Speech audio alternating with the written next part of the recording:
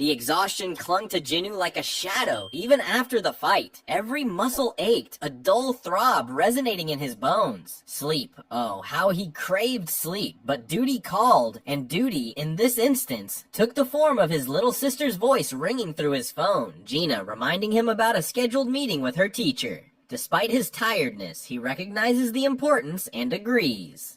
Before heading to the school, Jinwoo visits a bank. He likely needs to update his passbook, a routine task for managing his finances. The bank receptionist is astonished upon seeing Jinwoo's account balance exceeding 1.4 billion. This hefty sum could raise questions about his source of income, especially considering his previous low-rank hunter status. Jinwoo might deflect the receptionist's curiosity by mentioning his profession as a hunter, hinting at the lucrative but risky nature of the job. Later that day, Jinwoo arrives at Gina's school dressed appropriately for the meeting. His appearance catches the attention of some of Gina's friends, who find him attractive. He meets with Gina's teacher. The teacher expresses concern about Han Sung-yi, Gina's friend, who recently awakened as a hunter, but is struggling and considering quitting school to pursue a hunter career.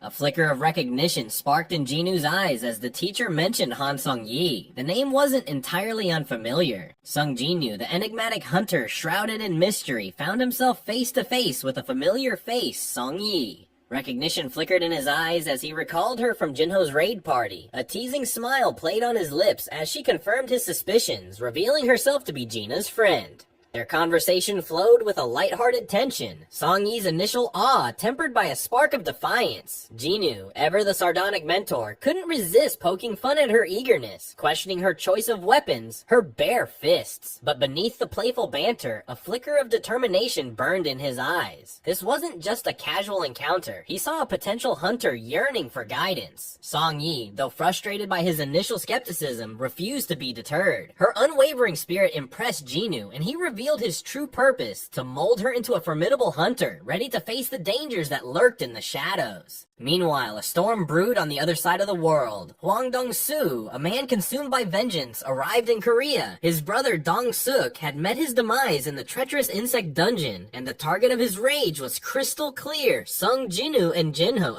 A notorious S-rank hunter with a reputation for ruthlessness, Dong-soo exuded an aura of chilling intensity. Jim Chul, sensing the hostility, greeted him with forced camaraderie. Their conversation simmered with unspoken threats, the air thick with tension. Dong-soo made his motives brutally clear. He wouldn't rest until he exacted his revenge on those responsible for his brother's death. Back with Jinwoo, he joined forces with Chief An of the White Tiger Guild and introduces him to Song-yi. They're here to join a raid for a C-rank gate, perfect for a field trip. Little do they know, a shocking twist awaits them. Chief An, ever the enthusiastic leader, welcomed Jinwoo's presence, viewing it as a golden opportunity for the recruits to learn from a master. Chief An states that Kim Chul will also be a part of an attack force that consists of 1 A-rank hunter, 7 B-rank hunters, and 4 C-rank hunters for a total of 12 people. Jinwoo asks why there are so many high-ranked hunters assigned to a C-ranked dungeon raid. As a raid with such high-ranked hunters might seem like overkill for a C-ranked dungeon, it wouldn't serve the purpose. Chief An states that new recruits need to gain experience in dungeons, and that the new recruits need to realize the difference between themselves and other hunters. As they approached the designated gate, a tremor of unease ran through Jinwoo. The air crackled with a strange energy, a stark contrast to the usual C-rank gate's muted presence. Before anyone could react, the gate began to fluctuate wildly. The familiar blue shimmer warped and pulsed, morphing into a terrifying crimson hue. A gasp escaped Chief An's lips. A red gate. This anomaly, a gate classified as S-rank or higher, had no place emerging from a measly C-rank portal. Panic erupted as the monstrous gate pulsed with a menacing energy. Jinwoo, ever the protector, reacted with lightning speed. He lunged forward, a deep growl resonating in his chest. But before he could reach the gate or take any action, a powerful force surged from the Crimson Vortex. It was like an invisible hand reaching out, seizing Jinwoo with an unrelenting grip. He was yanked towards the gate, his cry of warning to call for reinforcements immediately swallowed by the swirling mass of red energy. Witnessing this horrifying spectacle, Chief An scrambled for action. He called White Tiger Guildmaster Baek In-ho. Shock rippled through him. A red gate, a phenomenon usually associated with high-risk dungeons, had sprung from a C-rank gate. This was an unprecedented event, a riddle wrapped in a mystery. Determined to unravel the truth and ensure the safety of his comrade, Beck made a swift decision. He would personally head to the scene, leaving behind a trail of unanswered questions and a sense of foreboding. The air crackled with confusion as the red gate shimmered and dissolved, revealing a scene unlike any dungeon they'd encountered. Panic flickered in the hunter's eyes, no familiar stone walls, no menacing aura, just a forest. Jinoo, ever the silent observer, felt a flicker of unease, a primal instinct tingling at the back of his neck. It wasn't danger, not exactly, but something is off. Suddenly, a streak of white tore through the air, aimed dead center at Han Song-yi. Ice shimmered around the arrowhead, a harbinger of death. But before it could connect, a blur of white flashed. Jinoo, reflexes honed from countless battles, snatched the arrow out of the air an inch from its target. High in the branches, hidden amongst the emerald leaves, figures stirred. Ice elves, notorious hunters, known for their chilling accuracy and merciless pursuit of prey. Jinoo's gaze locked onto their forms, his own senses sharper than ever. Their eyes, like shards of blue ice, seemed to single out two hunters, the weakest. A cold sweat prickled Jinoo's brow. 2 months ago, that could have been him.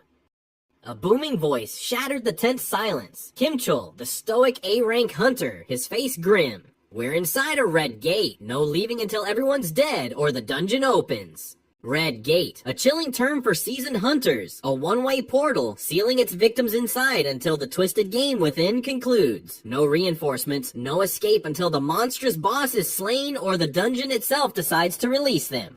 Back at the gate, frustration gnawed at Beck and Ho. The promised C-rank gate, a blatant lie. He interrogated Chief An, learning about the rank attack force. His heart sank. A red gate against 1 A-rank hunter, 7 B-rank hunters, and 4 C-rank hunters. They were as good as dead. The silence of morning hung heavy. Huang Dong-su, grief a suffocating fog clouding his thoughts, listened numbly as Jim Chul delivered the grim details. A body lost to the dungeon and a ceremony shrouded in privacy. The raw ache of loss began to harden into a steely resolve. A single burning purpose formed in his mind: find Sung Jinoo and Jinho, make them pay for his brother's death. Just then, his phone pierced the silence. A notification flashed on the screen, sending a jolt through him. E-rank hunter Sung Jinoo had entered a dungeon. Fate, it seemed, was offering a cruel twist of circumstance. Jinoo, oblivious to the storm brewing outside the gate, gripped the stolen arrow. His eyes narrowed. This forest held secrets, dangers unseen. The hunt, it seemed, was just beginning. Trapped in a twisted game, Kim Chul, the seasoned A-ranker, surveyed the unsettling forest. To escape this red gate with no guarantee of survival. This wasn't your average dungeon. B-rank hunters, the bare minimum for such a treacherous landscape, and even then, with a large group, tensions could crack faster than a twig underfoot. A solution rose in his voice: a separation. Only the strong, the B-ranks and above, could form a strike team to clear a path out. The rest, sadly, would be dead weight, a burden in this unforgiving environment. 2 groups emerged, Kim Chul leading the first, a steely glint in his eyes. Jinoo, the ostracized E-rank, found himself at the head of the dead weight. Their first test arrived. Kim Chul's group wasted no time. A colossal ice bear charged, but the A-rank hunter sliced through it with practiced ease. Survival of the fittest, it seemed, was the name of the game. They feasted on the bear, its meat a grim necessity, and pushed on, fangs gleaming with deadly promise. Kim Chul, a whirlwind of steel, cleaved through the beast with ease. Jinoo's team, meanwhile, arrived at a chilling territory, marked by the claws of ice bears. Fear gnawed at the weaker hunters. Retreat, they pleaded, but Jinoo stood resolute. A surprise unfolded. From his inventory, he pulled out warm fur coats, 1 for each. Shock and questions filled the air. Who was this E-rank enigma? Jinoo's response was a terse order. No questions, no demands, just stay behind me. Suddenly the earth rumbled. A monstrous ice bear, a high-ranked predator, emerged from the shadows. Panic gripped the group, but Jinoo, a blur of movement, launched himself at the beast. With a single brutal punch, he sent the monstrous bear crashing to the ground. The silence that followed was deafening. Back in the human world, a tense exchange unfolded. Chief An revealed to Baekhyun Ho that the trapped force included Sung Ji-nu, an E ranker rumored to be a reawakened hunter. Then a screech of tires tore through the air. Hwang Dong-soo, fueled by grief and vengeance, stormed in with Jimchul by his side. Baekhyun Ho, anger flaring, demanded Hwang's purpose. "I'm here for that E-rank kid, Sung Ji-nu." Baekhyun Ho, taken aback, could only witness the unwavering resolve in Dong-soo's eyes. Jimchul, however, knew the truth in his heart. Ji-nu wouldn't make it back alive. Back in the forest, a sense of camaraderie flickered. Ji-nu, Han Song-yi, the mage Hee-jin, the tank Ki-jong, and the martial artist Hwan huddled around a fire, sharing the spoils of Ji-nu's hunt, the bear meat. Night fell, and Ji-nu retreated for his nightly exercise, a ritual to avoid the mysterious penalty zone. Then under the cloak of darkness, he unleashed his secret weapon, the Shadow Army. Shadows danced around him, a silent army ready to hunt. With them by his side, Ji-nu stalked into the night, leaving his companions safe by the fire, the forest echoing with the growls of ice bears. The forest floor ran red. Jenu's shadow soldiers, unleashed like a pack of ravenous wolves, tore through the ice bear horde. This wasn't the ragtag army of the past. Mages rained down fiery infernos, incinerating entire groups of bears. Infantry soldiers, infused with an unnatural resilience, regenerated from seemingly fatal wounds at an alarming rate. But this dark magic came at a cost. Each regeneration devoured precious mana crystals, the fuel for their existence. Finally, the slaughter reached its crescendo. Only one monstrous ice bear remained. A hulking behemoth ice bear, its eyes burning with primal fury. Its razor-sharp claws ripped through Jinu's shadow soldiers like tissue paper. The mana crystals dwindled rapidly, a stark reminder of the limitations of his current army. This foe demanded a different kind of muscle. With a dramatic flourish, Jinu summoned his ace warrior Igris, the badass Shadow Knight commander. Clad in obsidian armor that shimmered like a captured night sky, Igris moved with a terrifying grace. He was a whirlwind of steel, dancing circles around the hulking beast. In a blink, Igris unleashed a devastating attack, bisecting the ice bear in a single brutal strike. Its mighty roar was cut short, replaced by an eerie silence. Awe washed over Jinu as he witnessed the raw power at his command. The ice bear, a fearsome predator moments ago, lay lifeless, a testament to Igris' deadly prowess. But Jinu wasn't done. He approached the fallen giant, his hand outstretched. With a surge of dark energy, he claimed the fallen beast's shadow essence, enriching his growing army with the power of this formidable foe. Meanwhile, outside the Red Gate, tension crackled in the air like a live wire. Baekhyun Ho, the stern guild master, locked eyes with Hwang Dong-soo, a man consumed by rage and vengeance. Dong-soo, frustrated by the lack of information, demanded answers. How did the weakling E-ranker, Jinu, manage to enter the Red Gate? Chief An, his face etched with worry, stepped forward. A flicker of recognition passed through his eyes as he revealed his involvement. Jinu, it turned out, was an old acquaintance. Dong-soo, enraged by this revelation, reacted violently, grabbing An by the throat. Before fists could fly, Baekhyun Ho intervened, the air crackling with the raw power of two S-rank hunters. A clash of titans seemed imminent, but Jimchul, ever the pragmatist, stepped in and diffused the situation. He explained his suspicions about Jinu's awakening, but even the most advanced magic detector couldn't reveal the truth 2 months ago. Jinu was still classified as a lowly E-ranker. Chief An's words washed over Dong-soo, a wave of sympathy laced with skepticism. While offering condolences for his brother's demise, An cast doubt on the idea of Jinu single-handedly eliminating an entire force. This unexpected revelation sent a tremor through Dong-soo's grief-stricken resolve. A seed of uncertainty sprouted in his mind. If Jinu wasn't responsible, then who was? The question hung heavy in the air, demanding an answer.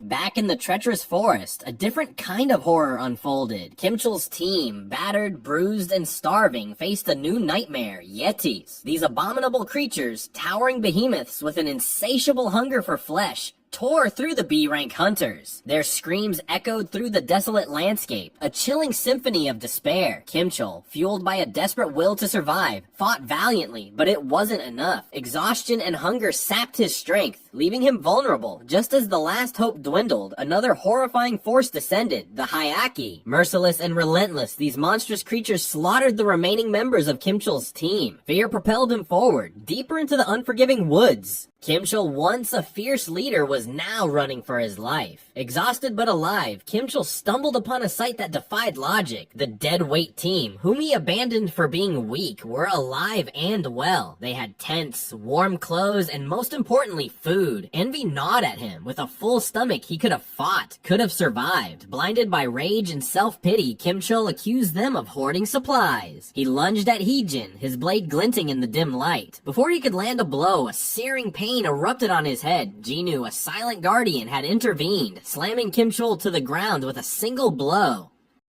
Suddenly, a chilling presence filled the air. Something powerful, something magical. Jinu's instincts screamed at him, alerting him to a new threat. He turned, his voice echoing in the tense silence. "Show yourselves." Jinu's voice cut through the oppressive silence like a blade. From the shadows, a figure emerged, cloaked in an aura of power that sent shivers down Jinu's spine. This was no ordinary creature. It was the dungeon boss, the architect of this twisted game. Flanking him were a legion of over 20 ice elves, their eyes glowing with an unnatural blue light, their bows trained on Jinu and his remaining companions. The boss, a towering figure with an imposing stature and a cruel smile etched on his face, surveyed the scene. He spoke in a booming voice, laced with disdain. "You, amongst the trash, seem worthy." Thanks to the system's translation ability, Jinu understood every word. He recognized the boss's arrogance and the thrill he sought in a worthy opponent. The boss gestured towards his strongest ice elf, a hulking figure clad in shimmering ice armor.